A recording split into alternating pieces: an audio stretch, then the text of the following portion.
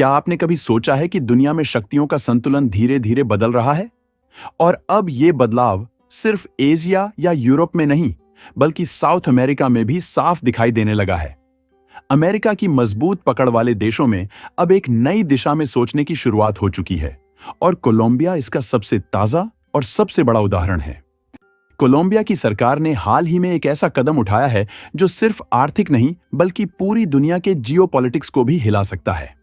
उन्होंने चाइना के नेतृत्व वाले न्यू डेवलपमेंट बैंक को ज्वाइन करने के लिए ऑफिशियल रिक्वेस्ट दी है। ये वही बैंक है जो ब्रिक्स देशों ने मिलकर बनाया था, यानी ब्राजील, रशिया, इंडिया, चाइना और साउथ अफ्रीका। ये देश चाहते थे कि दुनिया की फाइनेंशियल सिस्टम पर जो अमेरिका का दबदबा है, उसका ऑल्टरनेटिव तैयार किया जाए। इसी सोच के साथ बना था ये न्यू डेवलपमेंट बैंक, एक ऐसा बैंक जो विकासशील देशों को अपनी जरूरतों के हिसाब से लोन्स दे सके, बिना किसी पॉलिटिकल प्रेशर के। अब कोलंबिया, जो हमेशा से अमेरिका का नजदीकी सहयोगी रहा है, उसी बैंक का हिस्सा बनने जा रहा है। हाल ही में कोलंबिया के राष्ट्रपति गुस्तावो पेत्रो अपनी छुट्टियों के दौरान चाइना पहुंचे और वहां उन्होंने शंघाई में इस बैंक की अध्यक्ष और ब्राजील की पूर्व राष्ट्रपति दिल्मा रूसेफ से मुलाकात की। इस मुलाकात के बाद एक बहुत बड़ा ऐलान हुआ। कोलंबिया इस बैंक में लगभग $512 मिलियन का निवेश करेगा। यह पैसा बैंक के शेयर्स खरीदने के लिए होगा, यानी अब कोलंबिया भी बैंक के मालिकों में शामिल हो जाएगा। लेकिन बात सिर्फ इतनी सी नहीं है। प्रेसिडेंट पेट्रो ने एक और बड़ा सपना सामने रखा।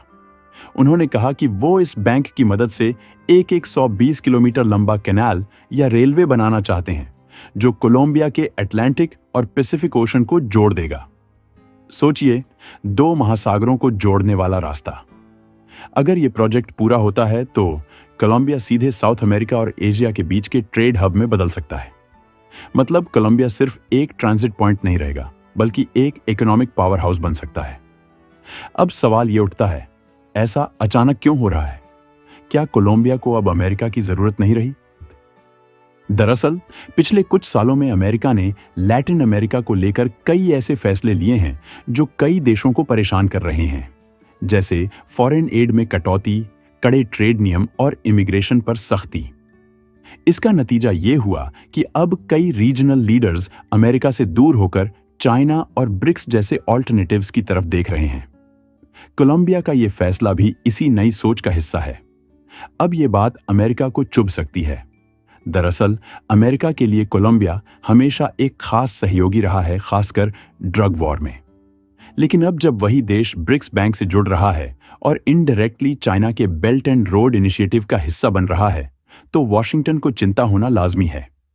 इस हफ्ते अमेरिकी विदेश मंत्रालय ने भी साफ कर दिया कि वो लैटिन अमेरिका में चाइना से जुड़े किसी भी बड़े इंफ्रास्ट्रक्चर प्रोजेक्ट का कड़ा विरोध करेगा। लेकिन कोलंबिया ने साफ कर दिया है कि वो किसी भी दबाव में आने वाला नहीं है। प्रेसिडेंट पेट्रो ने कहा, हमने ये फैसला पूरी तरह स्वतंत्र रूप से लिया है। अमेरिका से भी हम आंखों में आंख डालकर बात करेंगे, और चाइना से भी। उन्होंने ये भी कहा कि अब समय आ गया है कि कोलंबिया एक बैलेंस्ड और न्यूट्रल फॉरेन पॉलिसी अपनाए, ना अमेरिका की गुलामी और ना किसी और का डर।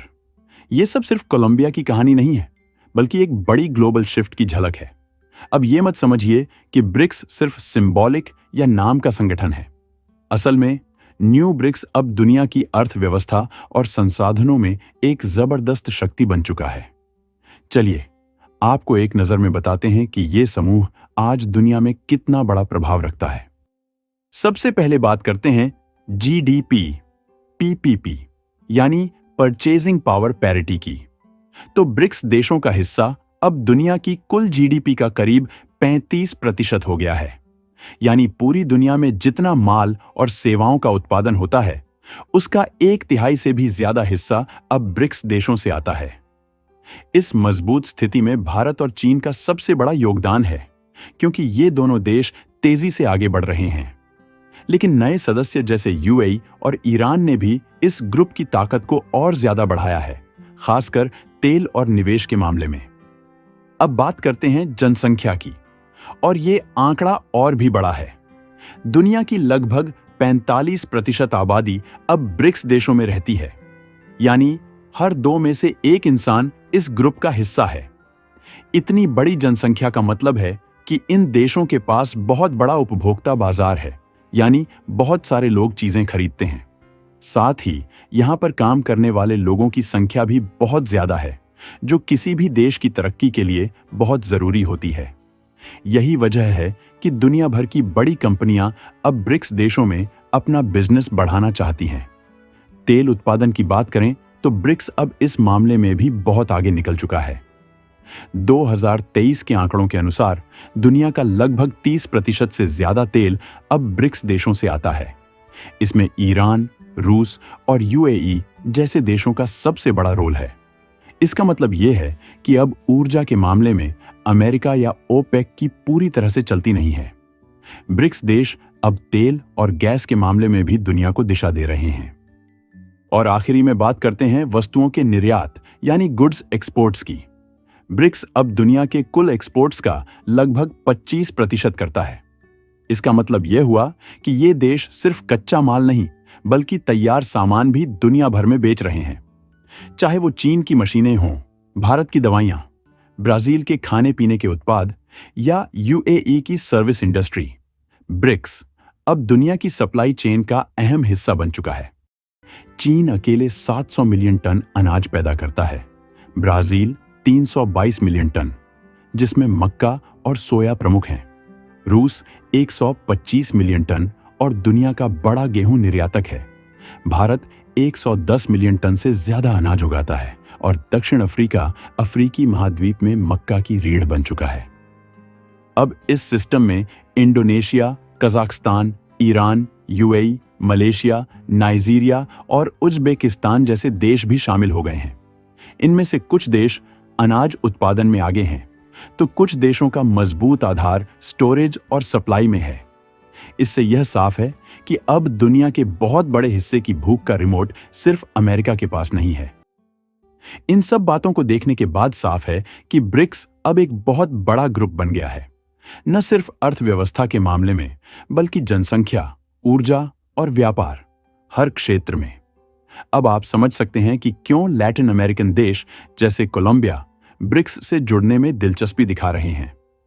तो सवाल यह है, क्या यह कोलंबिया का अकेला कदम है या आने वाले समय में और देश भी इसी रास्ते पर चलेंगे? यह सिर्फ एक राजनीतिक या रणनीतिक कदम नहीं है, यह एक वैश्विक बदलाव है। एक नया विश्व व्यवस्था आकार ले रही है और ब्रिक्स अब उसका मजबूत केंद्र बनता जा रहा है।